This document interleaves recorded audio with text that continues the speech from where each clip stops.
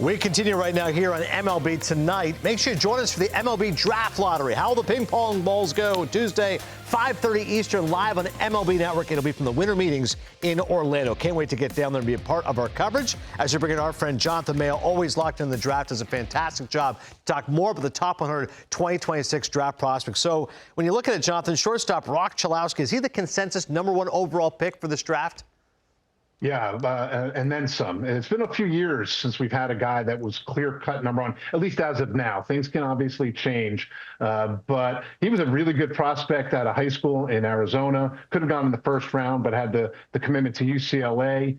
He has all of the tools. He's got plus makeup. There are people who think he is the best all-around shortstop college prospect since Troy Tulowitzki. Wow. And that was 21 years ago, 2005. But he is a very similar kind of all tools, play up the middle. He's going to play shortstop for a long time. He's going to be quick to the big leagues. Grew up around the game. His dad played in the minors and been a long-time scout in Arizona. Now he just gets to watch his son play rather than having to get out of the way of evaluating him.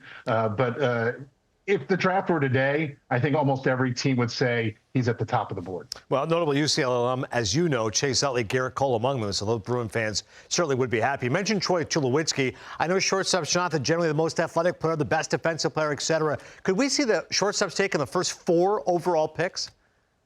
It could, sure. I mean, that's the way the top 100 is right now. I think it'll probably change. But, last year, I think 15 of the top 28 players were announced as shortstops. And this year it's following suit. And it's a nice mix. You've got Chilowski and Justin LeBron from Alabama, who is really, really talented and could end up in that 1-1 conversation also they're from the college ranks. And then Grady Emerson and Jacob Lombard from the high school ranks. Emerson is just really talented hitter. Lombard, if the name sounds familiar to people, his dad is George. He's a Tigers bench coach now, and of course his brother George Jr.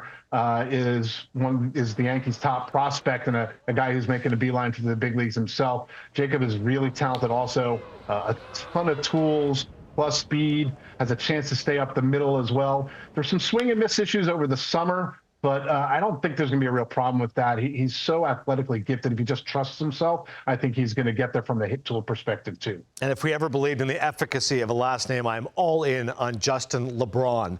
Meantime, high school left-handed pitchers, Jonathan, 3 in the top 20 right now? You kidding me? Yeah, overall, it's a good class for high school arms. The industry is generally pretty skittish, especially about the high school right-handers, just because of the risk involved. Lefties less so, and the lefties that are on the top of the list are all really, really good. I think, depending on who you talk to, any of the 3 of them could be the best one. Even Logan Schmidt, who's a little bit behind the first 2. All 3, Carson Ballman, Gio Rojas, and Logan Schmidt, are all 6'4". Bowman is from South Carolina, pitched extremely well for Team USA over the summer. Gio Rojas is from the same high school as Jesus Luzardo. There's some footage of Bowman right there. It is the combination of size, now stuff, there's projection, and they all have really good feel for pitching, and I think that's what makes them stand out more than a lot of other high school arms that we've seen in the past, is that not only do they have the chance to throw really hard with really good breaking stuff, they might have 4-pitch mixes when all is said and done, but they all throw strikes. These are guys that all have above average, maybe even plus command. Bowman's ahead just because he's got plus control right now. So that combination of feel for pitching and projection and stuff, you don't often see that. And when they're big and left-handed, teams are going to be very interested at the top of the draft. Lastly, there's scuttlebutt right now about Tarek Skubal. Potentially the Tigers could move him as he's only a year away from free agency. There's always some moves that get made at the winter meetings. You look at these teams, which of the teams do you think right now are the teams, Jonathan, that are best suited to make a move, considering they have the prospects to go get that kind of talent? Yeah, you have to look at teams that have the prospects and have the desire to do it. Not everyone wants to trade their prospects or is in a position to do so. The Mariners have one of the best farm systems in baseball. They're really, really deep. I don't know that they would go and trade for Tarek Skubal just because they're pretty deep pitching-wise, but why would you say no to Tarek Skubal? But they have more top 100 prospects than anybody. They have some depth. A guy like Harry Ford, he's not going to catch in Seattle, so maybe they decide to try to move him. But to me, if you're looking for a fit for Tarek Skubal, I think the Mets probably make more sense than any team, only because they have a lot of good prospects. Jonah Tong touched the big leagues. That would be an interesting one. Noah McLean, I don't know that they would trade him because I think he's ready to really dominate in the National League, but maybe they would consider it for something like Skubal. Brandon Sproat gives them pitching depth. Benj, I think they're counting on for the outfield. Jet Williams is a guy maybe he could be had, and they're pretty deep.